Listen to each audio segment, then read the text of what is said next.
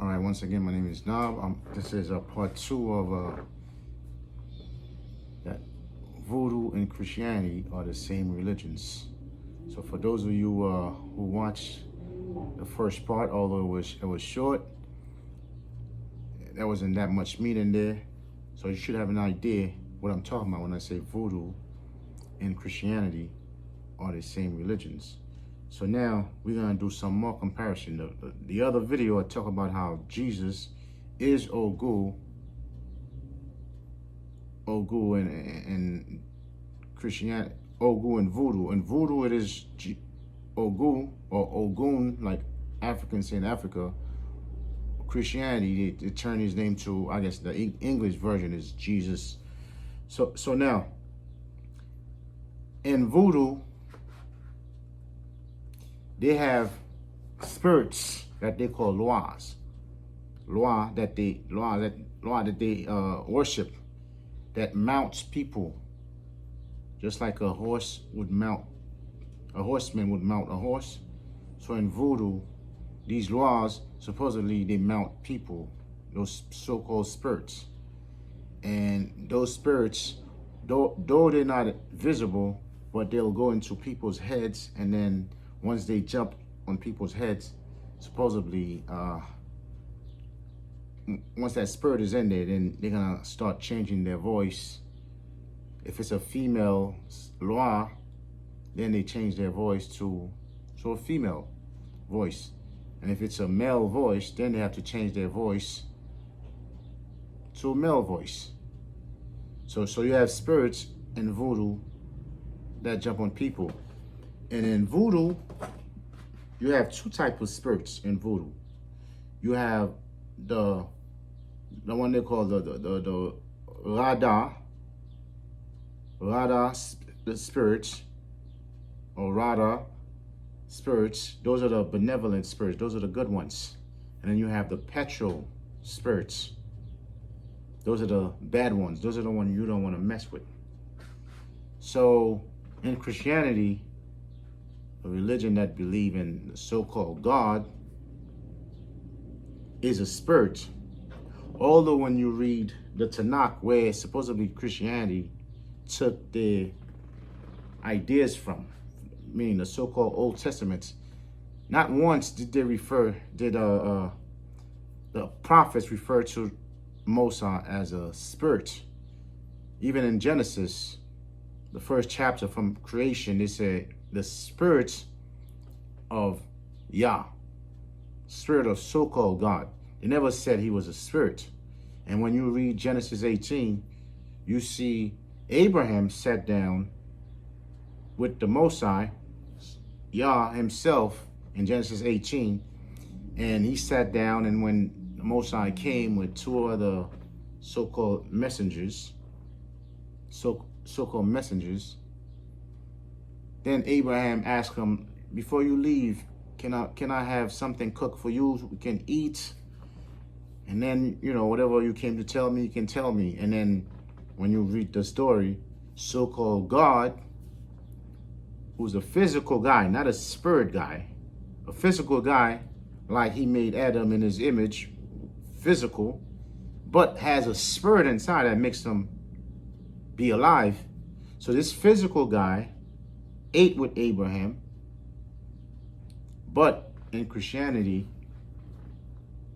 they got some new teaching. Well, he's a spirit. He's not that he has a spirit. Not only God, so-called God the Father, is a spirit, then there's another spirit. There's a ghost spirit now. So there's like two spirits, and then a son, and you have Jesus, which like I said in the other video, which is nothing but Ogu or Ogun, Ogu Filai, like they say in Voodoo. So in Christianity, you have spirits. In Voodoo, you have spirits. In Voodoo, you have two types of spirits: good spirits and bad spirits. The Rada spirits and the petrol spirits. In Christianity, you have good spirits and unclean spirits, because you had people that had supposedly unclean spirits on them, meaning bad spirits, evil spirits. the so-called petrol spirits. And then Jesus somehow did some type of miracle and removed those spirits from this guy and sent those spirits to some pigs. And it's funny, although they didn't say the color of pig, it's funny how in voodoo, pig is something big. Eating pigs or that griot is something big in voodoo. And pig represents, another law I'm going to talk about, Ezeli. A black pig represents Ezeli. And when you read the Old Testaments, it says the religion that the Israelites were following after they stopped following the Most High, they love eating pigs underneath whatever tree, eating swine flesh. People who's worshiping some other religion, and they love eating pigs. So voodoo and voodoo pig is something big. Now you had Jesus now, who removed some spirits from some dude and threw them to a bunch of pigs. It's funny how pigs again being used. It couldn't be dogs, cats, horses, but it had to be pigs. And pigs is big. It's big in voodoo as well as Christianity, because when Paul started to teach Christianity, because most Christians in the world, well, except some of them like the Muslims, they believe once you pray on that pig, then the meat is good. So Jesus somehow, through Paul's teaching in Christianity, brought back pigs to people so they can eat as a good delicacy now. So now in voodoo you have the bad spirits and the good spirits. Christianity, you have good spirits and bad spirits. And the angels now in Christianity, every time they drew them, those early Christians, when they drew some type of angel, always had wings, things that can fly with wings. It's funny how in voodoo you have the lugaus now that have wings, that can fly, just like the angels. And the angels you have in New Testaments, they are not the same type of angel you had in the so-called Tanakh, the Torah, the teaching before the exile, not the ones after the exile. After the exile, like I said in my other videos, you have other teaching that the ancient Israelites didn't teach. Like in the book of Daniel, they have angels named Michael and all type of other names, and you have them in Revelations. So the angels in the New Testaments, they are not like the angels in the Old Testaments. You know, the angel in the New Testaments, out of nowhere, somebody's sitting here, or in dreams they say, "Oh, Gabriel came to Mary." You know, how did that guy enter the house? I guess since he's spirits like the voodoo spirits, he can come through the house like this. But the angels, the so-called messengers in the Old Testaments, you had two angels that came with, in Genesis 18, that came and sat down with Abraham to eat. These guys, they were men. They looked like men. They had no wings. They were just messengers. They're not like the angels in the New Testament. How do you know that? Because after so-called God, Yah, left Abraham, after he told him whatever message he brought for him, he left, and then the other two guys that were with him, the other two angels, the other two messengers, so-called angels. Well, I'm saying so-called angels because I'm going to break down what the term angel means. So these two guys went to Lot's house, Abraham's nephew, and then you had homosexual dudes at Sodom who wanted to do something to them physically, sexually. And then, so obviously, when these homo guys saw those so-called angels, those two angels, before they entered the house of Lot, obviously they didn't have wings. Obviously they looked like real men. And then these guys, they even came to the door. They said, "Look, I saw two men went in there, and we come to deal with them sexually." And then Lot told them, "No, we don't do this over here. I have daughters. If you want, you can do whatever you want to do to my daughters, but you're not touching these guys. These guys, we don't do that here." I mean, and then these guys told Lot, "Well, who the hell made you the judge? You know, it's just like in America. You can't judge me. I'm going to do whatever I want to do. You can't judge me." So these guys literally told Lot, Why are you judging us? These dudes must have been Americans. Why are you judging us? You can't tell us what to do. We saw two guys went in there, and then we just want to deal with them. And then the so-called two angels did something and blinded them, and these guys still trying to find the doors, trying to grab these. So now in the New Testament, you have angel. Now, when you check out the word angel, you check out the definition of the word angel. You'll see it comes from a root word, angaro. Angaro literally means a mounted courier. A mounted courier. The word mounted, just like in the other video, when they talk about the Loas, when they jump on people, they use the term mountain people. They mount people because the Loas, those spirits or those angels, they have the power, because they're spirits, they have power to ride people like a horse. So it's funny how the angel, the word angel, so the word angel is not a good word to call the Most High messenger. It's for the New Testament. You'll see that word, because that angel is really the voodoo spirits that mount people. Because the word that they use for the messengers of the Most High, it was never angel. It was malak. It just means messenger, a physical messenger, like a guy who's gonna come and bring a message to somebody because that guy was sent. So the word angel has nothing to do with the messengers in the Old Testament. That is a totally different thing. That's a spirit type of thing. These guys that were messengers back then, they were not spirits, the ones that came on earth. Although there is the word spirit in the Tanakh, but those spirits, like I said in one of the videos, the spirit that came said, look, I'll be the lion spirit in the mouth of the prophets. That's not a messenger in the sense like a man type of looking messenger. That's something, however that thing looked, that whatever technology that thing had in the Old Testament, that's totally different.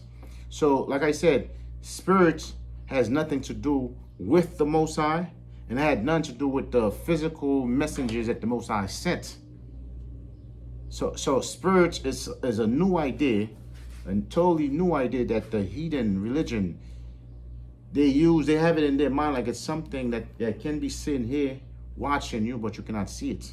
Although the messengers in the Old Testament, these were people that you could see, people you could fight, like Jacob fought one all night. People that ate food, people that went to Lot's house and had to go to sleep for that night, and then they had to wake up because Lot told them, those two so-called angels, come in, rest here, and then in the morning, when the Most High is ready to do his thing to destroy Sodom and Gomorrah, then you guys can wake up and start your day, whatever it is. So even when the so-called angels and the Most High came to visit Abraham, these are people that was walking, and then their feet were dusty, and Abraham said, "Oh, let me get some water and have somebody wash your feet for you." So the God of the Old Testament is definitely not that spirit that the heathen teach in their religions. That air thing that's like a spirit that's everywhere. And the guy in Genesis told Abraham, look, I have heard a lot of things concerning these people in Sodom, so I had to come down to see if that thing was true. So which means that God, the so-called God in the Old Testament in the Tanakh, has nothing to do. He's totally opposite of that spirit God that the church teach. Some spirit thing flying, and that's everywhere. That's a totally, that God that the so-called the churches teach, that Islam teach, that all the heathen religions teach.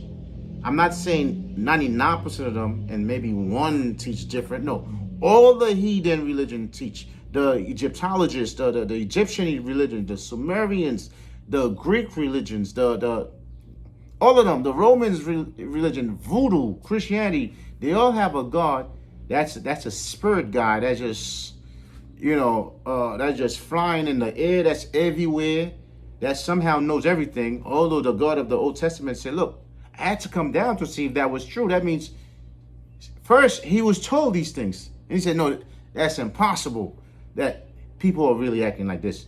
So he had to come down to see, and it's the same guy that somehow has all type of technology to do things, to create things, to put a heaven above a earth, to do all these things. But at the same time, he's not that spirit that New Testament say, God is a spirit, and those that worship him must worship him in spirit and in truth. Where they got that thing from? The New Testament, Christianity got that thing from voodoo, because all those voodoo gods are dead ancestors. People that once upon a time lived, and then they died, and then people deified them as so-called loas or gods, or the Egyptian as netters. And then they start to worship them, thinking these things gonna help them, when they pray to them, they're gonna get help. And then they notice they never get help. Sometimes they do get help, but it's not from the things, just happen. They pray for a car, and then eventually they're able to get a car because they were working, but they think it was because they pray to Jesus and Jesus gave it to them. When Jesus has nothing to do with nothing at all. So with this, in summary, with this one similarity that voodoo has with Christianity is that spirit thing, the spirit God. Because in voodoo, they call all the Haitians who speak Creole, they say, well, there's a guy named Bon Dieu. Although Dieu is from Dios. From my other video, I already broke down that Dios is really Zeus. That's where that's where the root word of Dios come from.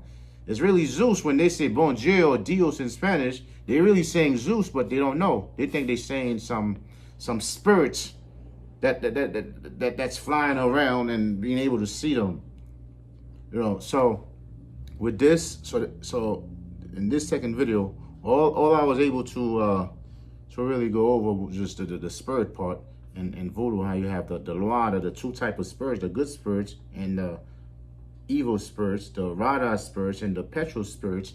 And then in Christianity, you have the good spirits and the unclean spirits, and you have a top spirit. His name is God. Sometimes they're trying to say it's Jehovah because they see a word in the Old Testament that says Yahweh. Then they're trying to put Jehovah, which has nothing to do with the so-called God of the Old Testament. So I'm gonna stop this video right now. So this is part 2. Until next part.